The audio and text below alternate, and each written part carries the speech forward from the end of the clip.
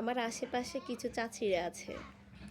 আমার মাকে বলে মায়ের ভাষাতে কথা, আর আমাকে বলে আমার ভাষাতে কথা। কেন গো চাচি? আপনার ছেলে নাই? বিয়ে শাদী করাবেন না? ধৈর্য ধরেন, সামনে আপনার জন্য শুভ দিন অপেক্ষা করছে।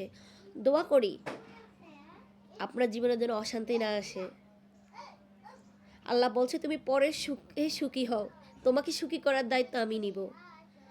আল্লাহ বলছে তুমি পরের মুখে হাসি ফোটাও, তোমার মুখে আমি হাসি ফোটাবো। চাচি ভালো না, নামাজ পড়েন, কোরআন পড়েন। প্রত্যেক দিন কোরআন না পড়ে আপনার সকাল শুরু হয় না। সে মানুষ আবার দুই নখায় পা দিয়ে কিভাবে চলেন? এবার থামেন, বয়স তো হয়েছে, মৃত্যুর কাছে যাচ্ছেন, এবার থামেন, এগুলা বাদ দেন। পরের ঘর সংসারে নাক গলায়েন না। কখন কই থেকে কি আসবে কখনো কল্পনা করবেন না।